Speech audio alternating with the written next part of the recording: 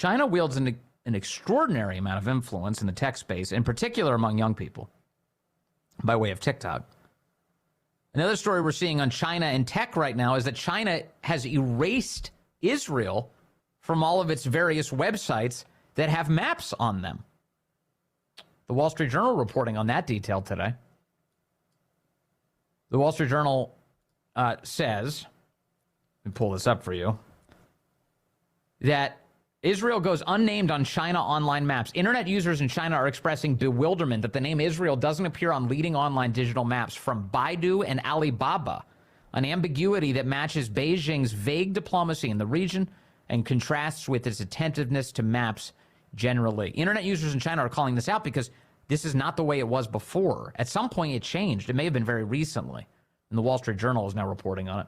For more on this, I want to turn to Philip Lenczycki, who joins us now. He's an investigative reporter for the Daily Caller News Foundation. Philip, good to have you with us. Hi, Vince. How are you? Thanks for having me on. I'm doing well. Let me just start with China's influence on the internet. This caught my attention for sure, that China has now scrubbed its online maps of the existence of Israel. What are we to make of that?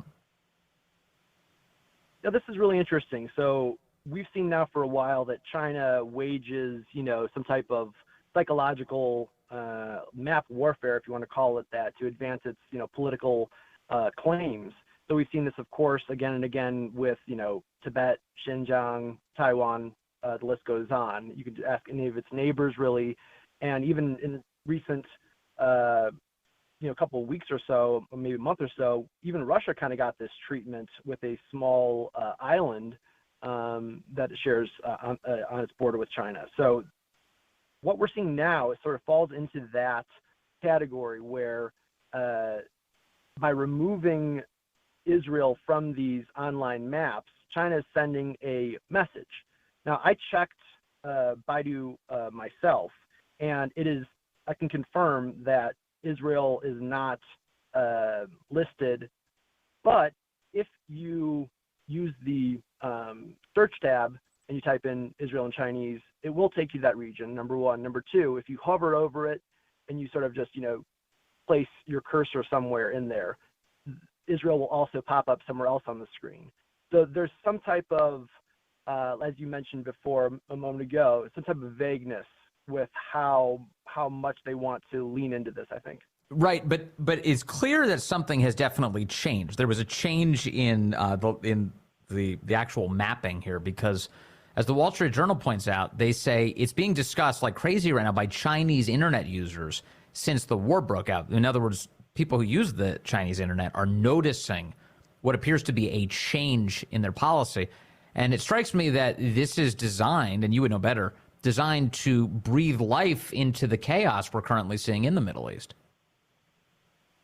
Yeah, I would definitely agree. I mean, we know that China and Russia, they have like this, no limits partnership. We know that Iran and China in 2021, they signed a 25-year, strategic partnership agreement. So we know where China sits and with whom it has chosen to ally itself. And Iran is a big deal here, right? So in this case, with Israel, it's clear that they're sending messages that they do not support Israel. We're seeing that again and again and again with how they're portraying the conflict on their news and how they're, of course, in this case with the maps. So I think that they're sending a signal that we should be picking up. How badly, if at all, do you think China wants us, the United States, to be engaged in a war in the Middle East? Meaning that we send troops, that we engage militarily, perhaps with Iran. Is that something that China desires? I would hate to think that we would get engaged in all these different conflicts. It's not that we shouldn't, support our allies. On the other hand, China definitely is looking for some type of opening, and I can only imagine that it would be something of, their wet dream to have us totally engaged around the world, overextended more than we already are, so that they can seize their moment and take Taiwan or do whatever else they wish Right. to do. So, look, I'm curious about this because obviously they are in it entirely for their own power and seeing that rise. But I do wonder to what extent that they may be hesitant to see us engaged in a war because it may cost them the ability to keep bringing in American money. You know, they need American consumers to constantly be throwing cash at China. So those parallel needs, one, to try and diminish us as they rise and try and kind of take over the planet's system as the hegemon, as they say in political science, but simultaneously they're dependent on the American economy for an inflow of cash, right? That's been the thinking now for a long time, that the Chinese Communist Party's, its legitimacy with the people of China was predicated upon, GDP growth. That's been the thinking now for a long time, but there's been more and more individuals saying, well, maybe we've moved on from that. And I think that personally, it might be a mistake to imagine that someone like Adolf Hitler is a rational actor. It wasn't maybe a particularly rational decision to launch a two-front war in World War II. We're dealing with megalomaniacs. And when you have an individual like that, and we have now multiple, for instance, Putin and Xi, that are, aging, they want to see things happen on their clock. So who knows what their calculus is? It might not be what we would hope it would be. Yeah, it's also fascinating. Lastly, on this tech point, and then I want to move on to Xi Jinping specifically, but on this tech point, the tweet I read from Abigail Schreier at the top, which is that we're seeing so many young people basically root against Israel, root for Hamas, and she put it in very stark terms for the death of Jews.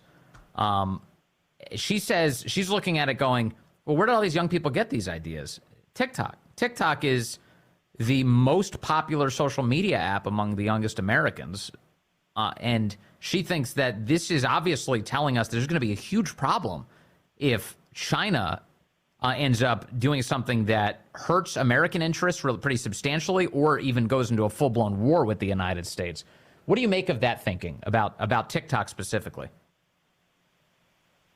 Well, this one is a bit more difficult. I think that, we need to be very, very careful. China is a unique threat, and they are going to leverage this type of technology or businesses or anything that they can possibly use against us. They're going to take advantage of these things. We know that. So it presents a very, very difficult conundrum for us if we are interested in, free markets and these type of things. The main issue here is, can you have this type of relationship with a totalitarian power? And I would say the answer is no. You can't really have any relationship whatsoever with it. And so for TikTok specifically, it might be the best call to just have a clean break from it and designate it as whatever you want to call it. Yeah. But ultimately, if it's posing that type of threat to us, we might need to make that decision. I definitely don't trust what they've been telling us, and more hearing that their executives are coming over from Beijing and populating the high ranks of TikTok. We should be very, very concerned. Yeah, big time. And your kids should not be on TikTok. Like, stop that in its tracks before it even starts.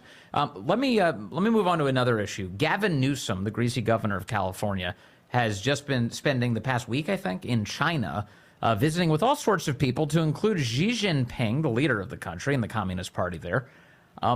Philip, how did this all go down? You've got some new reporting on this subject. How is it that Gavin Newsom ended up being America's emissary, whether we like it or not, to China this past week? What happened? Yeah, this one, hopefully I can be a bit more eloquent here. Last Monday, Gavin Newsom went to China, and he went from city to city. He, started off his trip in Hong Kong, and then sort of went north, and he wound up bouncing from Beijing, and then I think he left out of Shanghai the day before today.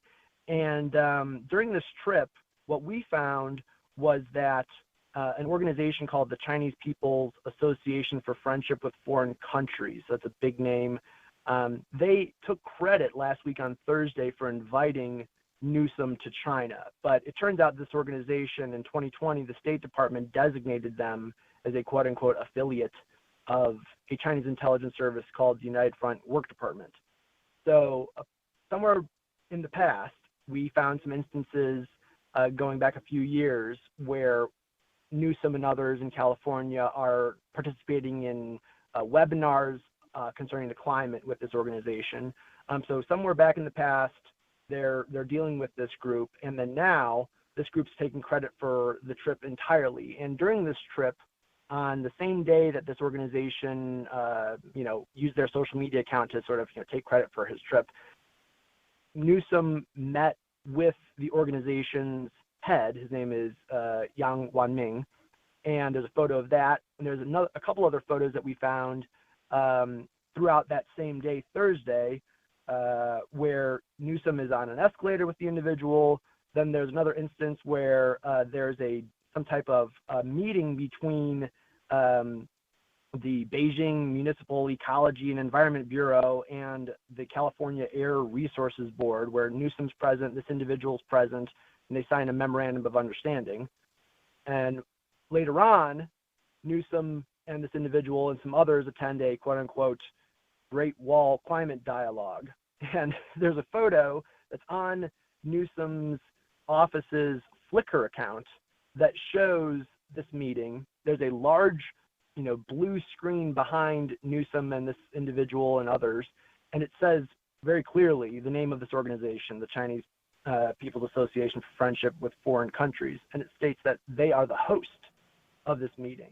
So this is very concerning, obviously, because that means that their office is not paying any heed whatsoever to what the State Department has warned.